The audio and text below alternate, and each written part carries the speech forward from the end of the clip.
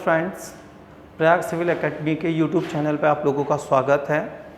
हम हिंदी की कक्षा में टॉपिक डिस्कस कर रहे थे संधि, जिसमें से हम लोग स्वर संधि के बारे में चर्चा कर चुके हैं।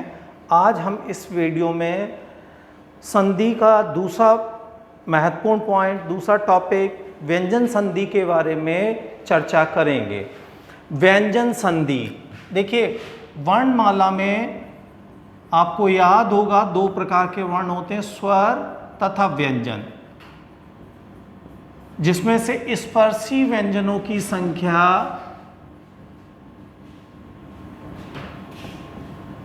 25 थी।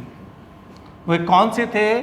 को, ख, ग, घ, अण, च, छ, ज, झ, ञ, ट, ठ, ड, ढ, अण, त, थ, द, ध, न, प, फ, भ, म।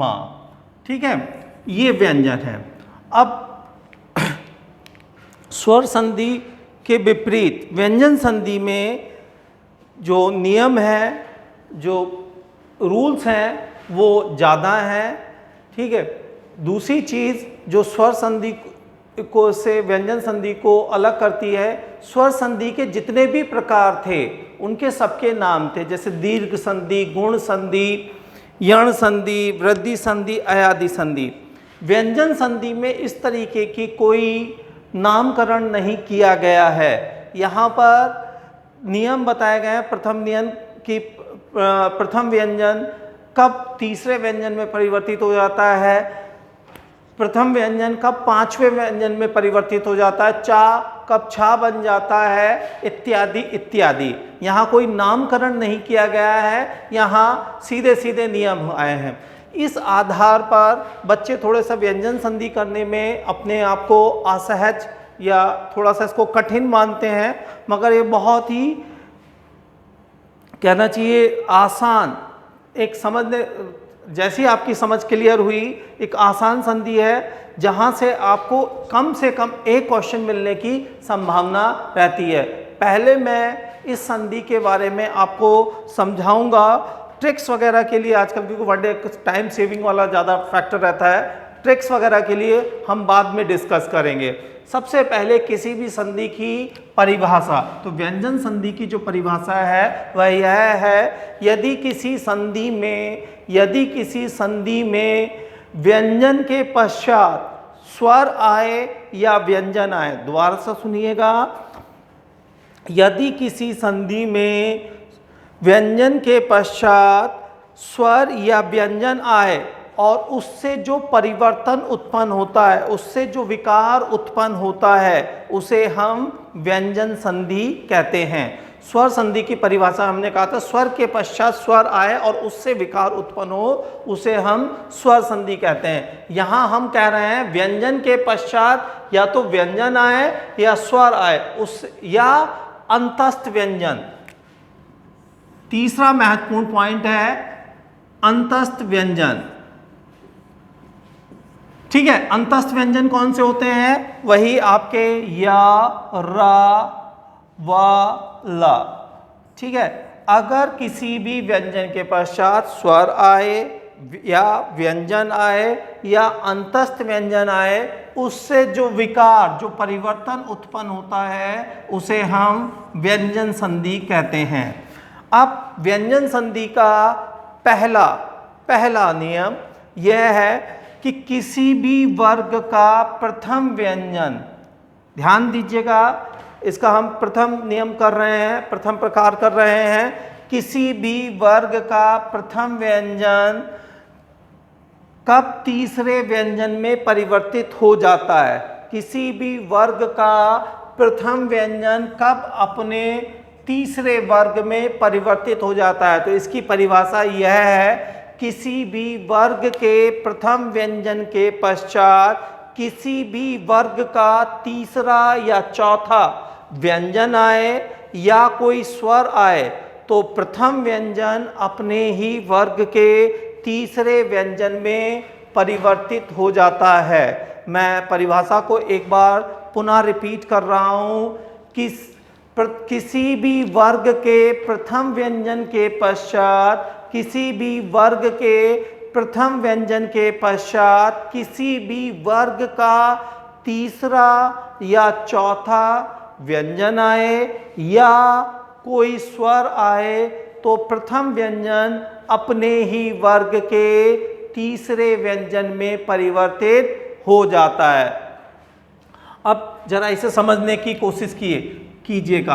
का कब गा बन जाएगा?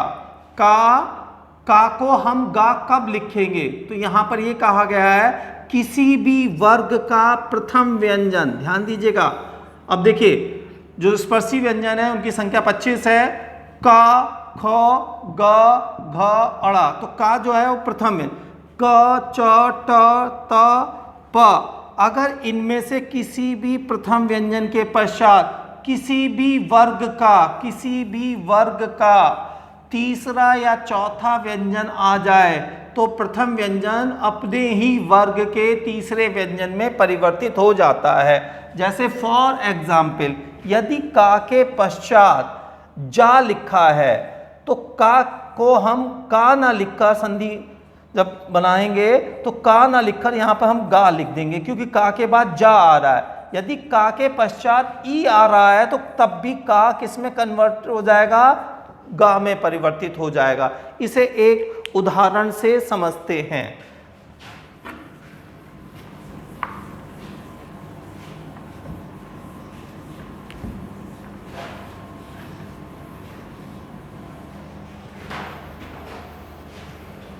बागीस।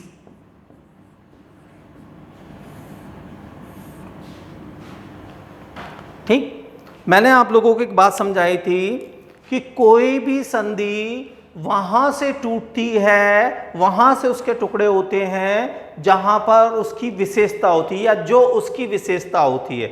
दूसरा पॉइंट मैंने आपको यह बताया था, जब संधि के टुकड़े किए जाते हैं तो दोनों टुकड़ों का अर्थ वही आना चाहिए, वही होना चाहिए जो मुख्य शब्द का अर्थ है। अगर अर्थ में बदलाव है, परिवर्तन है, तो इसका मतलब संधि विच्छेद सही से नहीं हुआ। अब देखिए यहां पर गा है, गा। अब गा को हम का लिख सकते हैं। तो देखिए वाक प्लस ईस, वाक प्लस ईस। अब देखिए का से ई की मात्रा इधर चलेगी तो का कैसा रह गया? आधा रह गया। का के पश्चात क्या आ रहा है? ई। अब हमें ये नियम मालूम है, किसी भी वर्ग के प्रथम व्यंजन के पश्चात किसी भी वर्ग का तीसरा या चौथा व्यंजन आए या कोई स्वर आए या अंतस्थ व्यंजन आए तो प्रथम व्यंजन अपने ही वर्ग के तीसरे व्यंजन में परिवर्तित हो जाता है। अब देखिए का के पश्चात जो ई आ रहा है वो क्या है? स्वर है। अब देखिए व्यंजन के पश्चात स्वर आया तो ये कौन सी संधि हो गई? व्यंजन संधि हो गई। ठीक, अब हमने का को क्या लिख दिया? गा लिख दिया। अब देखिए का की जगह पर गा और बड़ी ई स, और बड़ी ई इधर जाएगा तो ये हलंत हट जाएगा और इस पर बड़ी ई की मात्रा और ये बन जाएगा बागीस। क्लियर? एक और उदाहरण करते हैं बच्चों। उद्गम।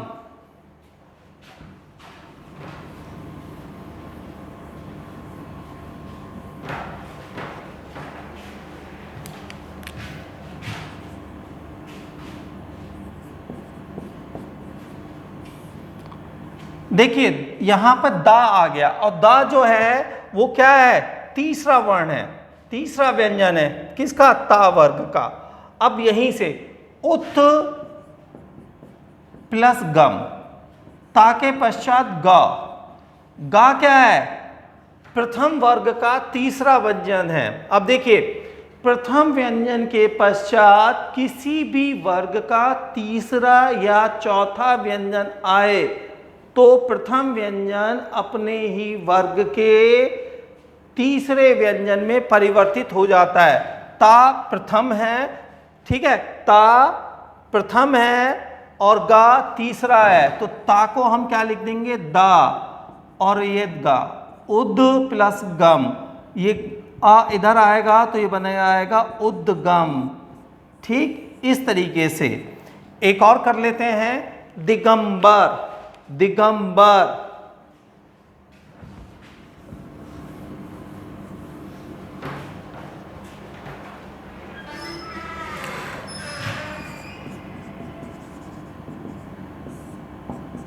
दिक प्लस अंबर,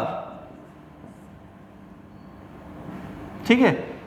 अंबर ये है जिसका वस्त्र, का के बाद आ, स्वर, का किस में कन्वर्ट हो गया, गा में, तो दिग प्लस अंबर।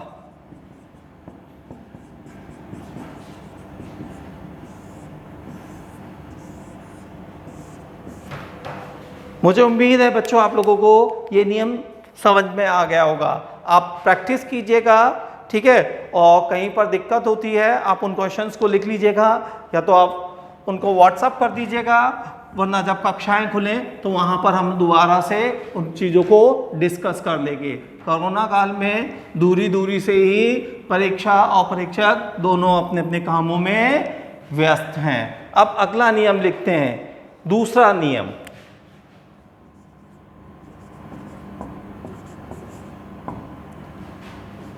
किसी भी वर्ग के प्रथम व्यंजन के पश्चात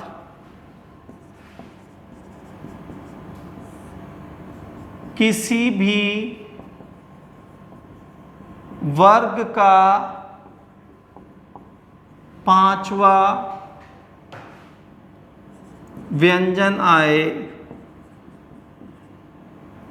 तो प्रथम व्यंजन अपने ही वर्ग के पांचवें व्यंजन में परिवर्तित हो जाता है।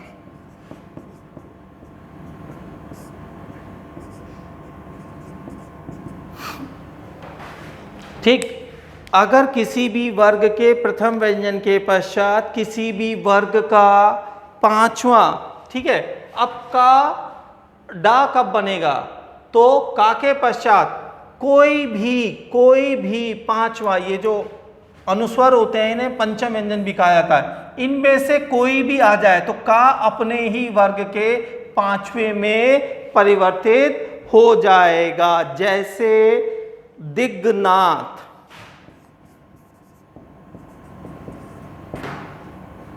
अब देखिए पांचवा, अब पांचवा जैसे ही आया तो आपको व्यंजन संधि आ जाएगी, और ये किस में परिवर्तित हो जाता है, प्रथम में। दिक प्लस ना, का के पश्चात क्या आ रहा है, ना, और ना किसका, ता वर्ग का पांचवा है। प्रथम व्यंजन के पश्चात किसी भी वर्ग का पांचवा व्यंजन आए तो प्रथम व्यंजन अपने ही वर्ग के पांचवें व्यंजन में परिवर्तित हो जाता है, और इस तरीके से हम इसको लिख देंगे दिग्नाथ। एक और उदाहरण कर लेते हैं, जगन्नाथ।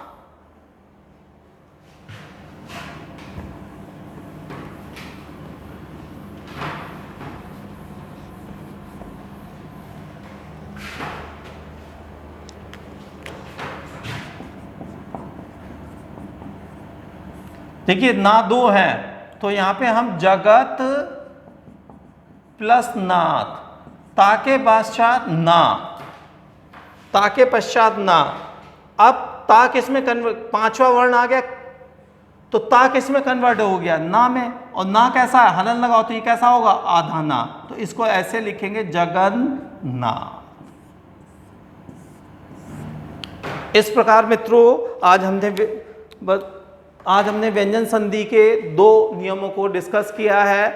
प्रथम व्यंजन कब अब तीसरे व्यंजन में परिवर्तित हो जाता है, और प्रथम व्यंजन कब पांचवें व्यंजन में परिवर्तित हो जाता है। ये व्यंजन संधि चल रही है, इसके बाकी जो नियम हैं उनको हम अगले वीडियो में डिस्कस करेंगे। थैंक यू, धन्यवाद, जय हिंद, जय भारत।